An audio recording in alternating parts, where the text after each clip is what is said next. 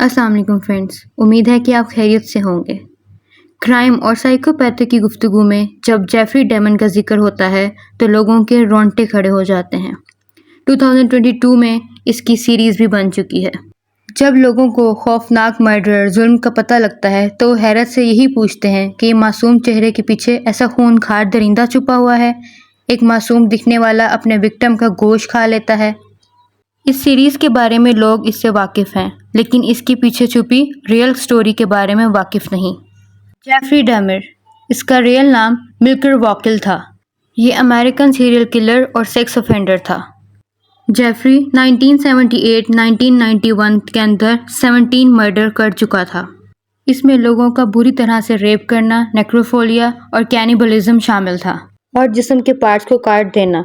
इसके इस एक्ट ने पूरी दुनिया को खौफ में डाल दिया था। मोस्टली सीरियल किलर ऐसा नफरत की या माली फ़ायदे की बेस पर करते हैं, लेकिन जेफरी डैमर की स्टोरी उनसे डिफरेंट थी।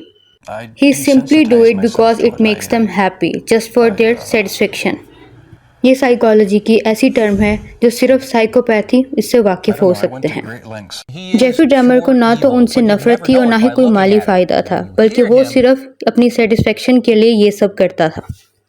जेफरी 21 मई 1960 विस्कॉन्सिन सिटी में पैदा हुआ। इसका चाइल्डहुड काफ़ी एक्साइटिंग था, लेकिन टीन एज में इसका डबल हर्निया सर्जरी ने इसको डिफरेंट बना दिया था। वो सोशली बिल्कुल बॉयकॉट हो चुका था।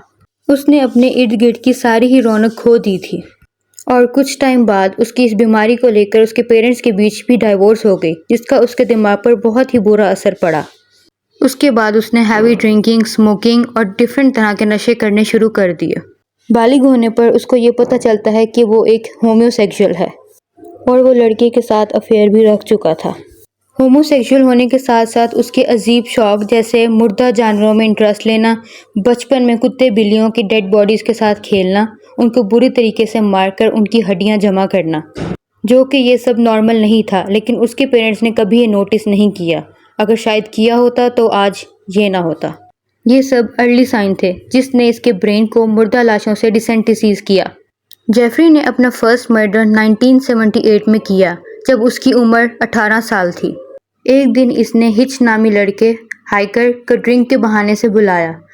जब वो उसके घर आया तो उसे बहुत स्ट्रेंज फील हुआ। जब उसने घर जाने का बोला तो जेफरी ने उसको मार दिया और फिर ये सिलसिला चलता ही गया। जेफरी के पकड़े जाने के बाद इस पर काफ़ी साइकोलॉजिकल टेस्ट हुए, जिस पर यह पता चला कि इसको बॉर्डरलाइन पर्सनालिटी सिज़ोफ्रेनिया यानी कि anxiety, anger, feeling of isolation, lack of loneliness की बीमारी थी। और सबसे बड़ा डिसऑर्डर ये था कि उससे अपने किए पर कोई शर्मिंदा और कोई गम नहीं था। साइकोपैथ या तो पैदाइशी होते हैं या फिर बाद में बना दिए जाते हैं। जेफरी पैदा तो बिल्कुल नॉर्मल हुआ था, लेकिन बाद में साइकोपैथ बन गया। उसके साइकोपैथ बनने के पीछे दो बड़ी वजूहात हैं, उसके पेरेंट्स की डाइवोर्स और उसकी हर्निया की सर्जरी। अगर साइकोपैथ पे वक्त पर काबू पा लिया जाए तो वो इतने ख़तरनाक नहीं होंगे।